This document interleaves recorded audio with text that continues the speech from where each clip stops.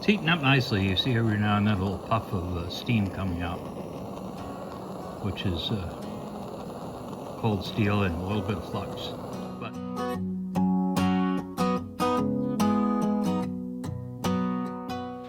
got a special one for you guys today. I brought an old friend over, a friend and an associate. He's going to help me solder on that latch that we built a couple episodes back onto that Damascus shotgun. So that is the plan today. I want to introduce you to my buddy Rick Cloxton.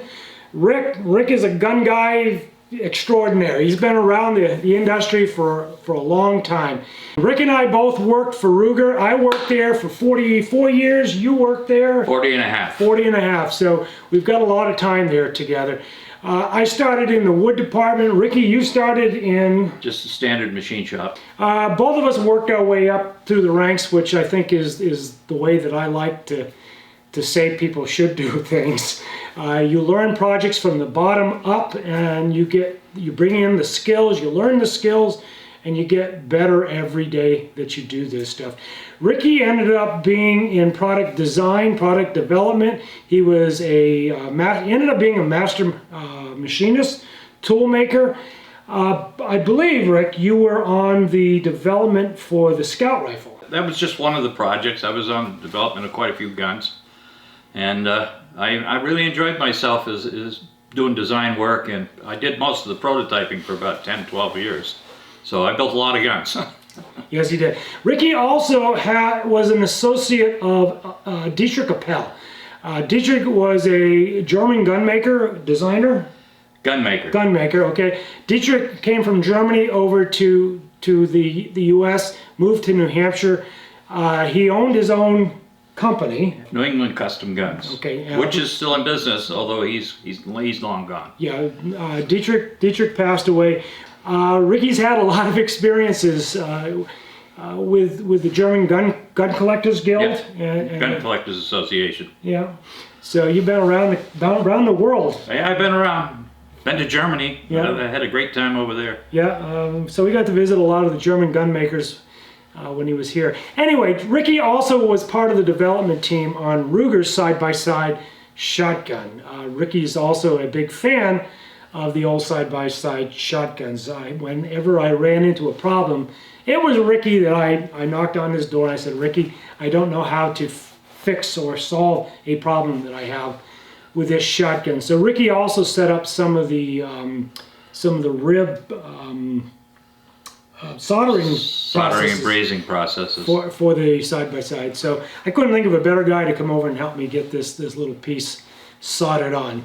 So with that said, we're going to solder that latch on so we can put this damn gun back together. And we're going to try to be civil about the whole matter, because we're kind of known as abusing each other in sport. Yes. We've actually driven people out of our company before. All right, guys, let's get started. All right. My plan is to put a little bit of the flux on the lug itself, and just a tad on barrels, because I don't want too much flux on there, because that'll make the solder flow out onto the barrels more than we really want. Okay. And that's just a matter of heating it up, getting it hot enough, and just dabbing a little solder on the lug first. So I'm gonna actually, my plan is to actually put a little solder on here before we install. Before we put it on. Okay. So that'll get that nice and tinned, and then we can install it, heat it up, and it should bond pretty good. Okay. Do we want to have heat sinks, or do you think we're gonna be okay?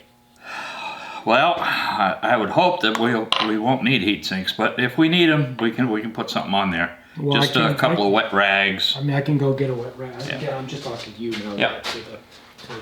The first thing we're going to do is get a little flux here on this brush and add it to the lug, right where we want the solder. Okay, we're just going to try to heat this up and get it hot enough to take solder. And we're going to tin this, hopefully, without lighting too much on fire.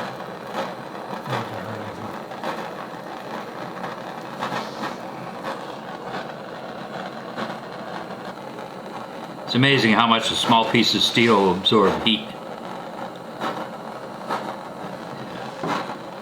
Yeah, that just, little dab just melted right in there.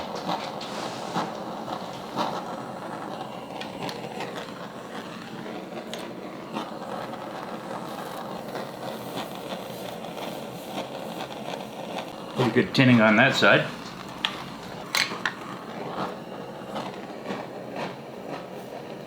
So you're using the Flux and the Flux brush to spread that, or just the brush? Well, it's actually the Flux. Yeah, the Flux keeps the oxidization down. It puts a nice thin layer on. Now I'm just going to put a little bit of Flux down in here. Because usually where the Flux is where the solder is going to want to go and stick. So before he goes any further, one of the things that we're worried about, I'm worried about, probably more than Ricky's worried about it, is there is a spacer that goes along this center section. It actually helps keep the barrels attached. There's another one of these on the top of the barrel that is it's part of the rib. But we want to do this and not introduce so much heat that we melt the solder that holds that spacer or filler on the bottom and pop that. We don't want to pop that. We just want to solder or glue the lug or the latch lug to the barrel without messing up the rest of the gun. So we do have a cold rag if we think we need it. Yeah, that's in case Bill passes out. Needs a cold compress to... Yeah, he knows that I'm nervous about this. I got a lot of time into this gun, and I have no interest in messing this up. Just a tiny bit of Flux there. I put this little weight on here to kind of hold it in position and give it a little down pressure and something to push on when I need to get it sealed up. Now we'll add some heat into the mix.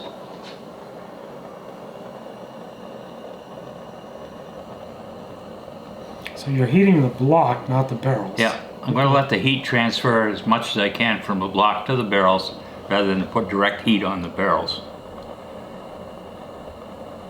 Setting my push sticks on fire. Right? Yeah, I know it. Well, you should have got something a little bit better. So we got plan B so Ricky doesn't set my shop on fire. I've only burned a little bit. You know that's hot. That's why I'm not Yeah, grabbing I'm just making sure. That's why I'm not grabbing I would really hate to have to laugh that much on camera while you burn your fingers. I can't even get a hold of it. That's hot. Yeah, I'm sure it is. Yeah, now we won't set my shop on fire. I'm not worried about your shop. I'm worried about this flannel shirt I've got on. Usually not the good idea with heat. It's heating up nicely. You see every now and then a little puff of steam coming out, which is cold steel and a little bit of flux. But see, it's not even close yet. This is where a small acetylene torch really comes out helpful because you got a concentrated flame. Yeah. And it doesn't spread out much.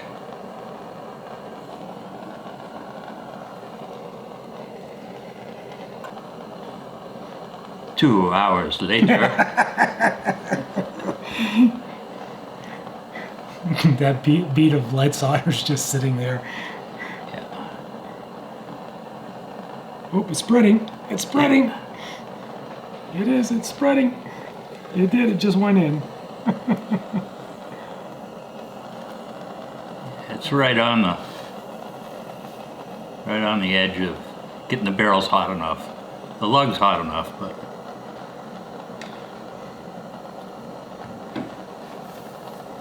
come on. Can you turn the barrel around? No.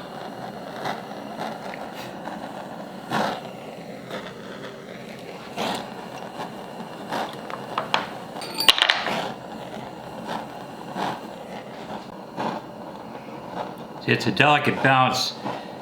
The lug is probably hot enough now, but it's going to transfer into all this massive steel. So it's right on a hairy edge. But once it gets just to that magic temperature, it'll just flow. So just suck down in there. Yep. There we go. That's enough. Should be. Because you remember, I tinned that whole bottom side of that lug. So that has actually got enough solder on it to make the joint. But it would have to have melted, and are we assuming it melts? Yeah. Okay. Yeah. Okay. Just let it sit there and let it cool off. Yep. I might be back if Bill starts machining on that and it comes off. But I tend to doubt that'll happen. So here's the next machine that we use. Old-fashioned file. Yep. Basically, that was the first machine tool. Yes, yeah, it was. By the time you guys see this, there'll be another video up with Rick and our mutual friend Mike, and where we sort of discuss guns, gun designs, and so you'll have met Rick by the time you see this. But so one of the things we're trying to do is we're trying to replicate this latch block over here on this Damascus barrel, so that I can actually begin to file this away, so that the forearm can get latched to the receiver, and it's that latching effect of the forearm that literally holds the whole thing together. Yeah, this is the latch he's talking about. It has to fit down in there, hold pressure to keep this affixed to the receiver itself and the barrels. So it's just a matter of it actually fitting. forces the two of them together. Yep. Now this flux is an acid flux. Do I need to neutralize that in any way? Well, it wouldn't hurt to take a little water on a Q-tip or a brush. Baking soda? Put some baking soda on there. That'll help it. But most of it came off in the steam. Yeah, all right.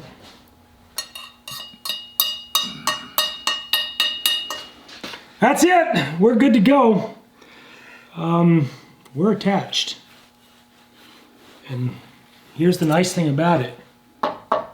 We didn't. So's that rib. So's that rib. We didn't lose the rib, which was a big deal, believe it or not.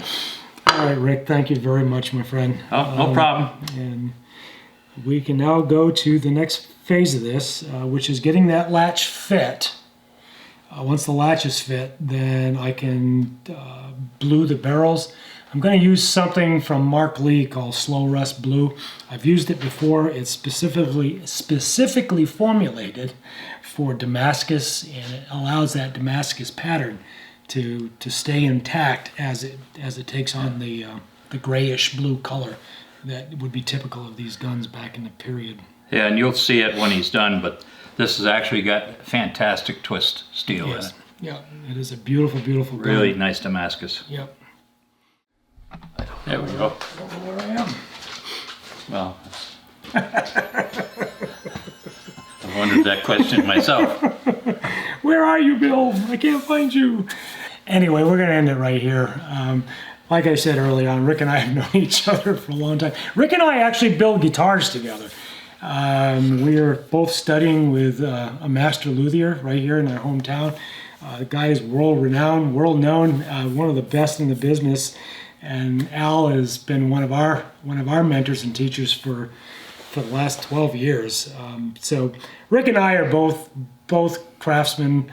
Ricky's the machinist, I'm the woodworker, and together we do some pretty good stuff. But anyway, if you enjoyed this, guys, I'll bring Ricky back for another conversation. We may just talk about gun design, because this is what we've done all of our lives. So guys, if you enjoyed this, give it a thumbs up. Subscribe to the channel if you haven't already.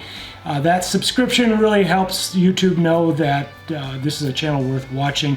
Ring the bell so you get notified the next time I post a video. Thanks for being here, guys, and I'll see you in the next video. Bye-bye. That's it, my friend. All right. That was really well done, Ricky. Thank you very much. Oh, no problem, Bill. You know how